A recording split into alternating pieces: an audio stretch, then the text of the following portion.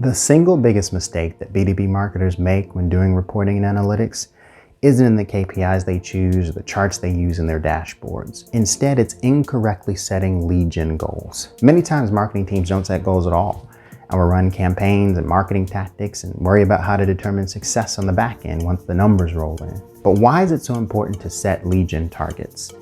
Well, when you don't set targets, you have no way of knowing whether the performance you see in your dashboard is actually good or bad. If your campaign produced 50 leads and generated $50,000 in pipeline, are those numbers good or bad? Well, they're good if it was supposed to generate 5 leads and $5,000 in pipeline, but they aren't great if it was supposed to generate 500 leads and $500,000 in pipeline. Targets give you a yardstick to hold up against results. The other reason targets are good is that when done well, they can act like an early warning system. If you start to see a pattern of underperformance, you can pivot and adjust early instead of being surprised at the end of the year. But the other half of the mistake is that marketing teams often set targets in an overly simplistic way, what I like to call a back of the napkin way. Your lead gen goals should be based on revenue goals, account for multiple channels, conversion rates, deal sizes, funnel velocity, and more. We call this intelligent goal setting.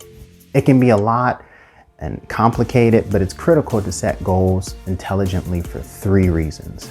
Firstly, when demand gen goals aren't based on revenue targets, it can lead to a disconnect and serious misalignment later in the year. There's often a scenario where marketing has crushed its targets, but the organization has wildly missed its revenue goals. And this causes strained relationships with sales teams, distrust, and missed revenue.